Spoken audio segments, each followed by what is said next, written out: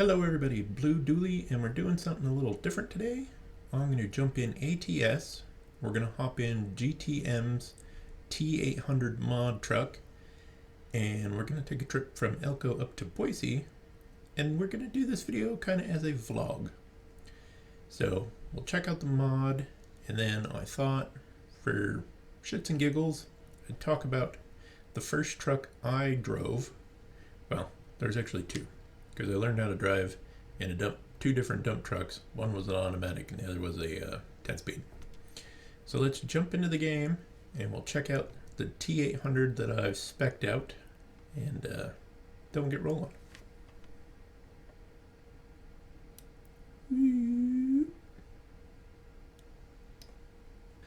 Here we are in Elko. It is 5:25 a.m. and this is how I spec'd out my T-800.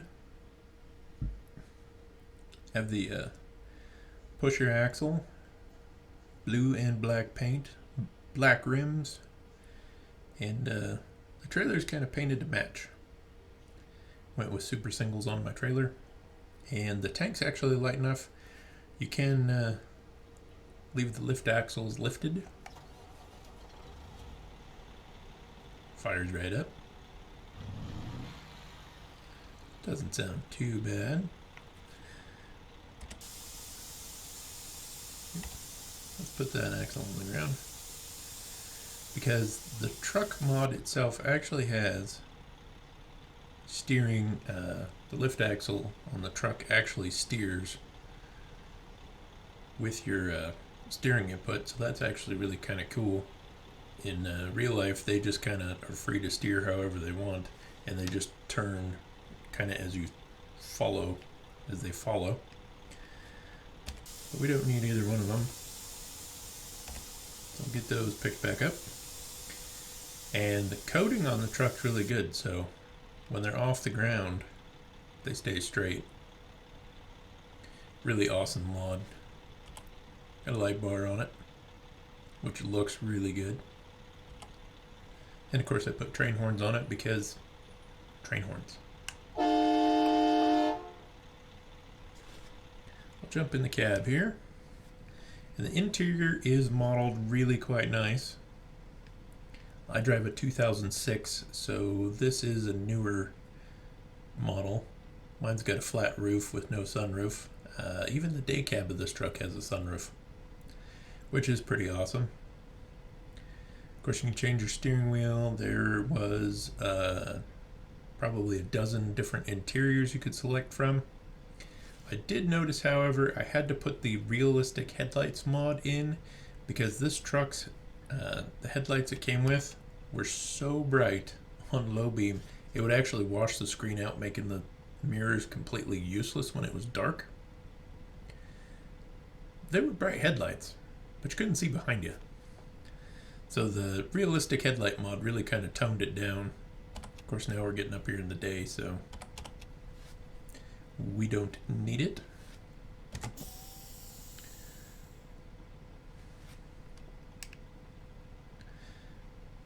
Put a 13 speed in this with the biggest Cummins you can get, which is 605 horsepower.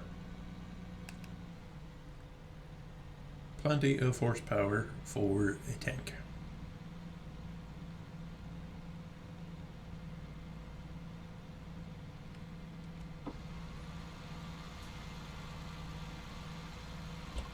I like the fact you can open the windows. That's kind of cool. I don't have the passenger window mapped to anything. Should probably turn on my blinker. It is really that loud in real life, so.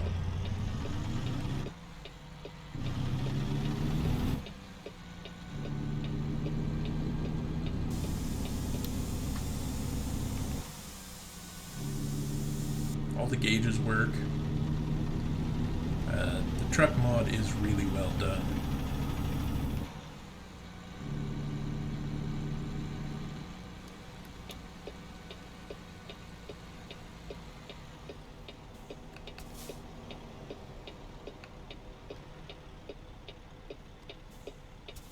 Nobody could.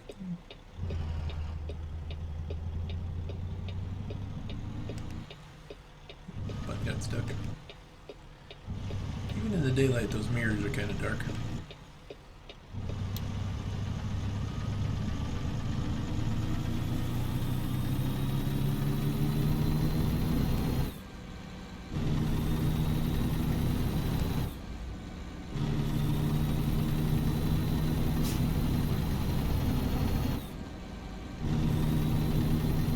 Turbo whistle sounds really good.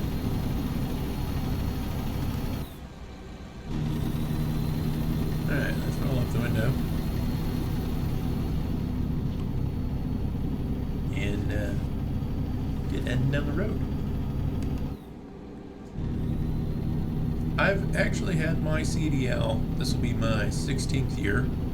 I got it in 2005, which seems like forever ago. And as I mentioned in the other video I did, I got my CDL while living in Wyoming.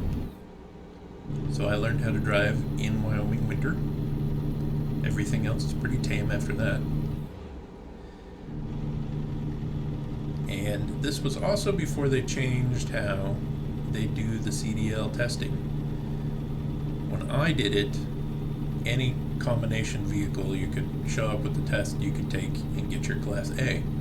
So I actually took my CDL test with a FL70 Freightliner 1999 10-yard demo box on it and a 54,000 pound Trail King equipment trailer.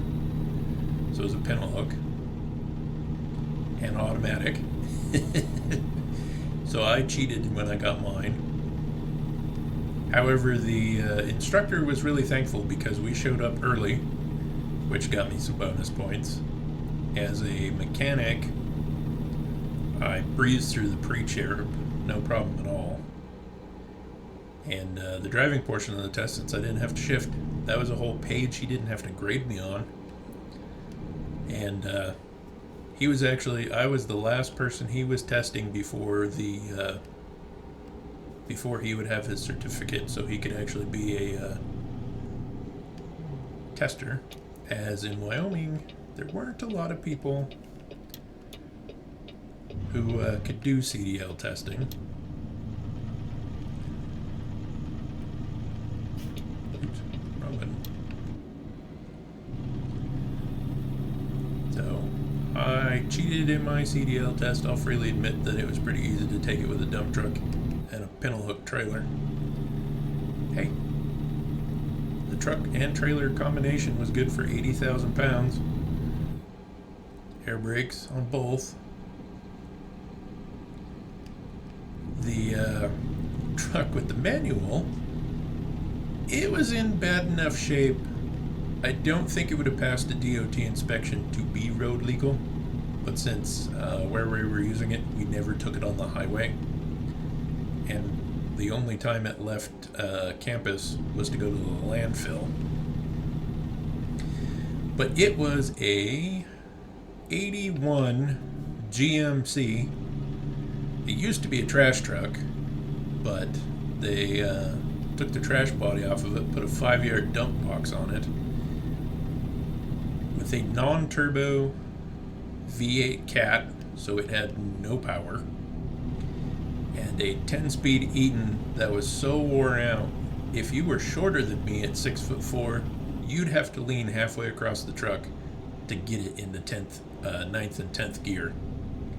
First and reverse were about in your lap. It was so wore out.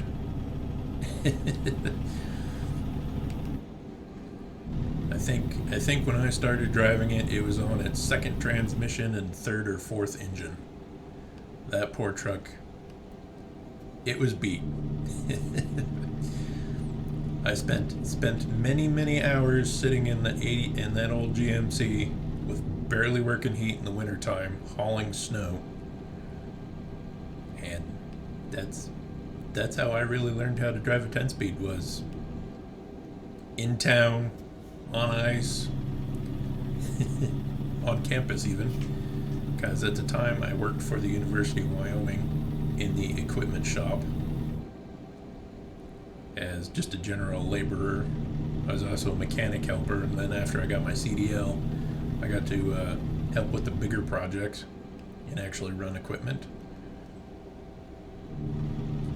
I got the chance to run a 544 John Deere loader and a matching. I only got to use it once for about an hour, but we had a big old snowblower for it that ran the same size engine as the loader. It was like a 6-liter John Deere turbo diesel and a snowblower with a 5-foot opening, 8-foot wide. That thing would chuck snow like 80 feet. It was awesome. One of those opportunities that you're sitting there doing it and you're like, I can't believe they're paying me to do this. Really cool. I wished I had gotten a little more opportunity to play with the snowblower, because I'm just a big kid at heart. On campus, when we'd remove snow, we'd use the skid steers and the backhoe to put it in windrows, and then we'd just pull up alongside that blower with the dump trucks and then just load the dump trucks with the blower. So a lot of hours changing gears, a lot just going across town basically in Wyoming winter. So 40, 50 below with the wind blowing 30 or 40 mile an hour. That's how I got started in my CDL career. I actually graduated Universal Technical Institute in 2001. I have my associate's degree in truck and heavy equipment repair.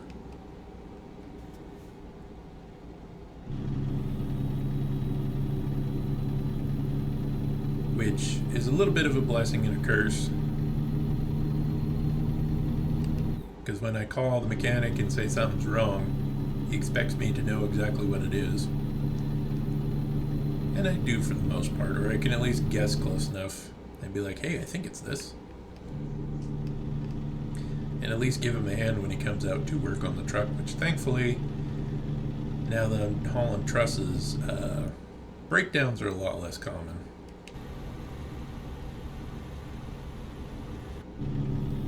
Yeah, the Jake brake doesn't sound super good, but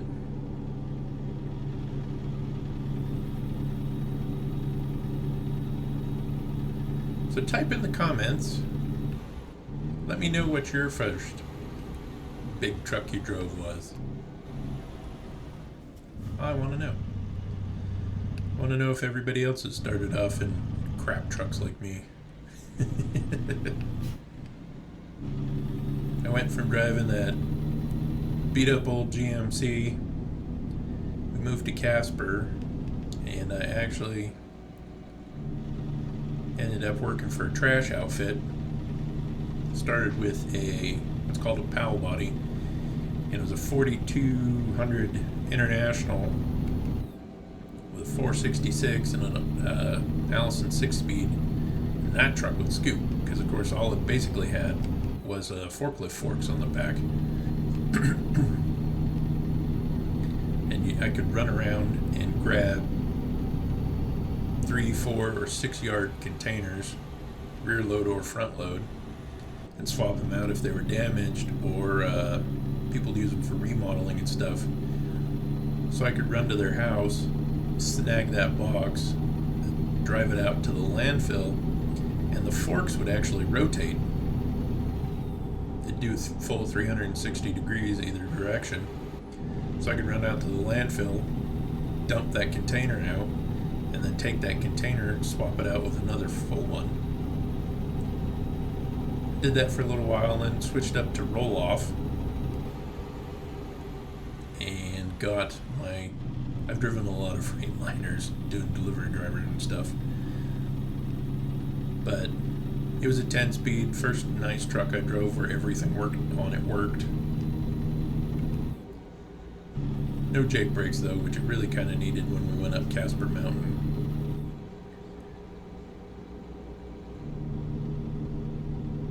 Just because that road up there was so steep. And the roll-off truck, that hoist can actually pick up more than you can put on the truck. So it took a little learning and finesse to figure out when you were overloaded in that truck, because the truck could be 66,000 pounds fully loaded, but the hoist on it would pick up 60,000 pounds.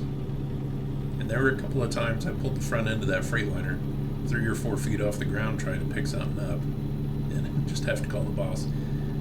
Yeah, you're gonna have to tell him to empty that, because I can't even pick it up.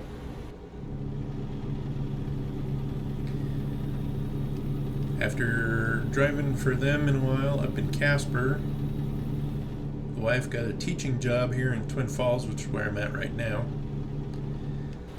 I just transferred straight over from trash. Did a little mechanic work, but they ran swing shift. And I don't know if you've ever ran swing shift, but I think swing shift is worse than graveyard. Because at least graveyard, when you get off, stuff's starting to open. Swing shift, you're like 3 o'clock in the afternoon to midnight. So the wife was already at work by the time I got to bed, and she was already in bed when I got home.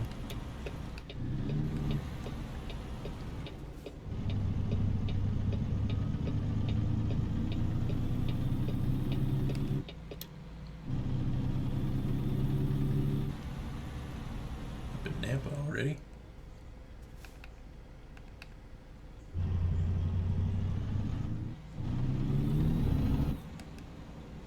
Being one of the few guys in the trash business with a Class A,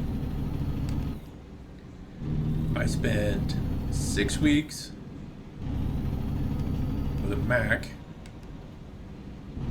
I should pay attention to my shifting. CH, Mack day cab, and I would just drop and hook all day when Chobani yogurt had that big recall 8 years ago. I forget when it was. About the last year I worked for him. So 48-foot walking floor trailer, 20 to 25 tons of yogurt a trip, and I could make, if it wasn't muddy and I didn't need to be drug out of the pit, I could make 5 trips a day. So I spent 6 weeks hauling yogurt.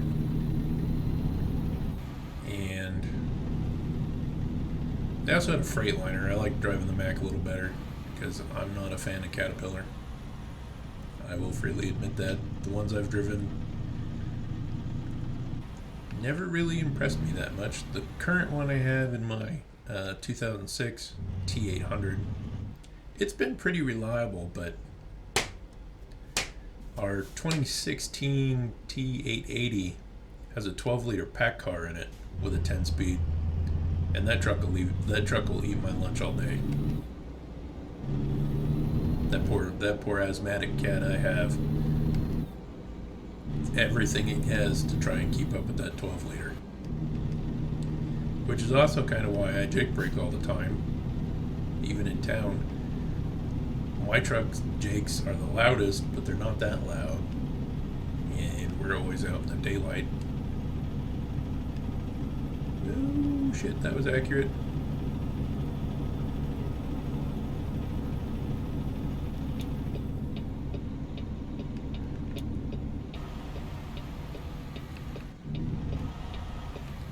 I tell you, as far as driving AI goes, ATS has gotten them down pretty good for how dumb people can be.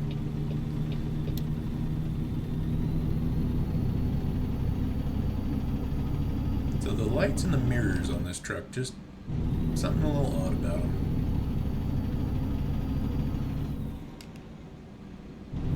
Can't see crap out of them. Sorry, car.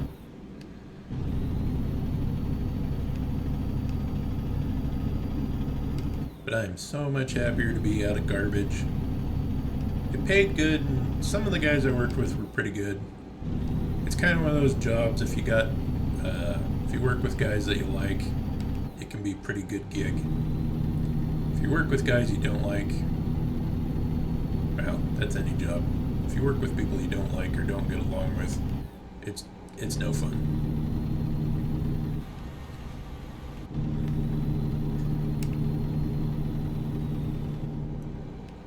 However, that T-800 I have, it's not fancy. It's actually only 187-inch wheelbase, so it's kind of a rough riding son of a bitch, even with the air ride, just because it's so short. But so far this year, 40,000 miles, and I haven't left the state of Idaho yet this year, which is kind of unusual. Usually I get down to Elko a couple of times a year, but I think the most of the houses we've been taking down there have been small enough we could put them on the little truck, which is a T370, I think is the new little ones.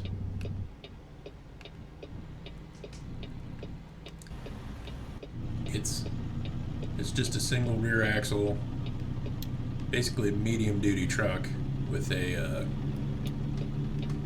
trailer attached. Can't think off the top of my head how long that trailer is, but it's like mine and it stretches. Short, it's about 32 feet, I want to say. And then I think it stretches out to 40, maybe 46. I don't use it that much, so I don't remember. In fact, that trailer and that truck are only rated for 59,000 gross, but it does all right. It has a 8-liter Cummins in it. Well, it has a 8-liter Packard that Cummins builds for Kenworth and Peterbilt. Because it definitely does not sound like the Packard that's in the T-800, which is a DAF manufactured engine.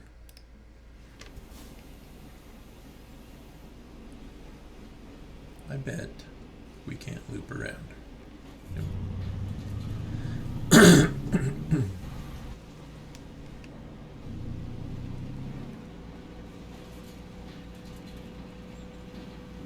I like the sound effects of work being done.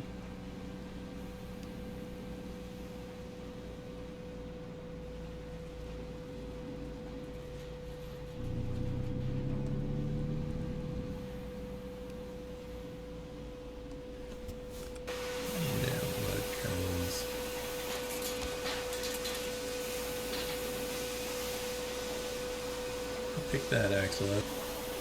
Particular thing I'm not a fan of in the game is if the trailer or your load is really heavy, the game won't let you pick up your lift axles. Which on the trailer, since this one doesn't steer, you'd probably leave it down. But on the truck, since it's steerable, and the trailer, if you're running a quad axle setup, that last one's steerable, you'd actually raise them up before you back up so you don't force the tires sideways and really tear the hell out of them. So you'll just get a warning that the attached trailer is too heavy and it won't let you pick them up.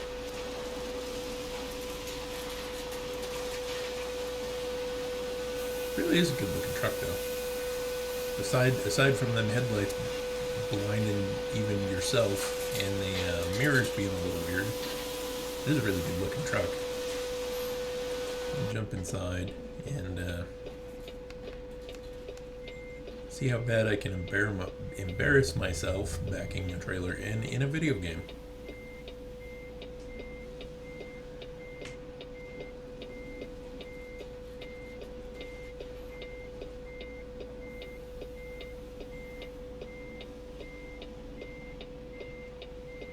The mirror perspective in the game, even with the better field of view in the mirror, it's just hard enough to tell.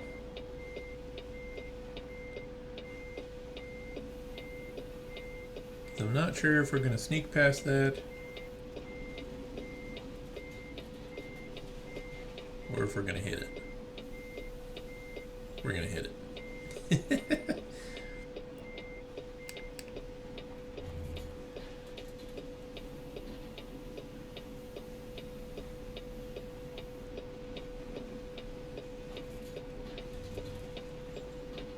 Or it might not have even hit it. We might have actually caught that gate.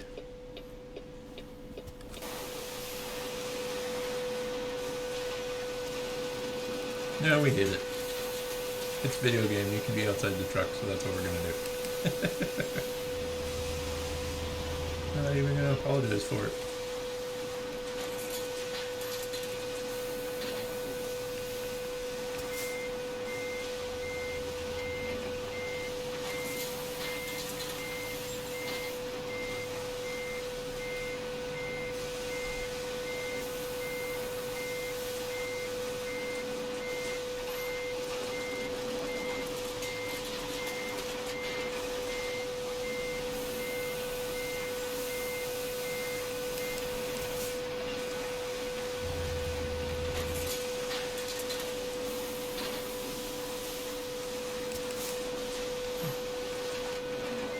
If I put it in the right gear, that might help too.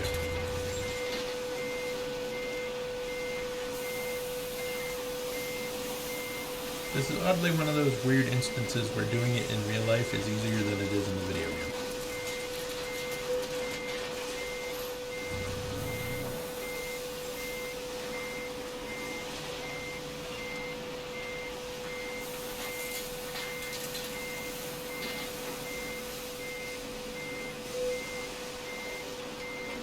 That's terrible even from outside. Set the brake, turn off the truck, and we'll unload.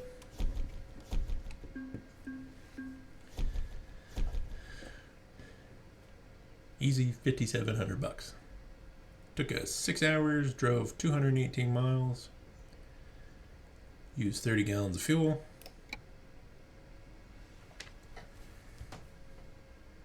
There we go. A little bit of a rant about my driving career so far. And we checked out GTM's T-800. It is a really gorgeous model. The truck looks really good. The interior looks excellent. I apparently forgot to change my rear tires out. But let's jump in here.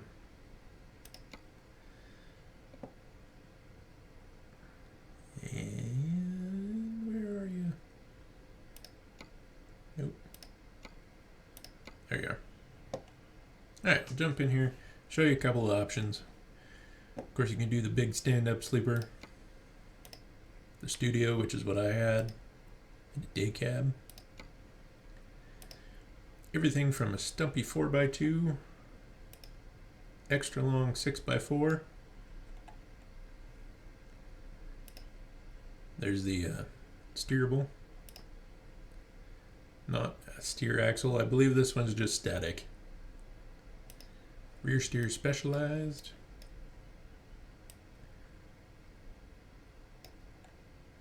Apparently the rear axle steers, so I think I'd rather just have both rear axles powered and a pusher myself. Engines. 370 horsepower ISX12.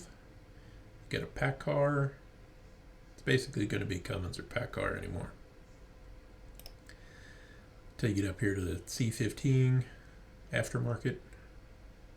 435, 500. X15, which is the biggest Cummins you can get in here. And then the C15. 550 and 625. I want to say mine has the ACERT 15 in it, and it's for 480 horsepower. Transmissions, basic 10-speed, which is what we are running in. Well, both of our trucks are 10 speeds, except for the little truck, which is an automatic. 13-speed. Of course, you got the Eaton Fuller auto shift, or a automated manual maybe. I'm not familiar with all the acronyms for everybody's transmission. Just tell me how many gears it has. 7-speed Allison, 18-speed Eaton. So whatever you happen to prefer. Interior, like I said, there are a fair amount of customization from bland to diamond, wood grain, colors, any color you want, including custom colors, metallic, cyan. You can do a custom metallic paint if you want. There are stripes of various kinds, and of course you can on some of them you can adjust the colors however you want. Accessories, you can use the stock ones, custom light bar. I was using the wheel and edge, where you have the little bit lower profile clear. Stocks, or not stocks, stacks. You get covered or uncovered, because of course all trucks that are new enough to have DEF, the pipes don't matter, because the muffler and everything, the DEF filter, all are under the cab. So I'm not sure why you can't put larger pipes on it. Of course, if you don't want the light bar, you can put the wing. Oh, the light bar tucks in behind the wing. Or the classic. You can also put lights all the way across the sleeper. Horns. For some reason, you can also put mini pods there. And your train horns. Mirrors, plain Jane, or you have your spots. You can run air cleaners with lights or without, or you can just have the intake scoop. Bumpers, wide selection of bumpers. I really kind of like. It has just about almost any combination you could want, including color matched arrows. The tactical looks kind of cool. Of course, the big old, he labeled it as Outback bumper bull bar. Chrome arrow, and the lowrider bumper with all the lights. You can't adjust your tanks or anything. That just depends on what you select in the chassis configuration. If you have the mod, if you have the truck mod, you can get a supplement mod which allows you to use the logging racks on the truck, which gives you the various logging racks and the standard headache rack. That was the toolbox rack I was running on my truck. It looks really good. And of course, a couple of mud flaps options. Interior wise, you don't really get a lot. A couple of steering wheels, and you can put some accessories on the dash, but some of them interfere with the windshield. Yeah, the bobbleheads. No bobbleheads on the T-800 dash, but it doesn't really have a lot of dash to begin with. A couple of bobbleheads won't fit, but you can put your cheeseburger on the dash. And really, cheeseburger is more important than a bobblehead, I would think. That's the big fat guy talking. All right. Well, I hope you enjoyed the video. Be sure in the comments to tell me what your first truck was you drove when you got your CDL, or tell me what your first vehicle was when you started driving. I'm interested in hearing. We can have a little chat about it. Always like hearing that kind of stuff. And always comment in the video anyways. Tell me I need to speak up louder. Tell me I need to speak less. Let me know if I need to adjust sound volumes of the game or my microphone, because I appreciate any feedback so I can make better videos. It's Wednesday. If you follow the Scale Builders Guild with Matt, you know him and Josh do a live stream takeover every Wednesday. So if this video comes out before that, you will catch me in the comment section on the Scale Builders Guild, helping Matt make fun of Josh. Hope everyone's having a good week, and we'll catch you in the next video.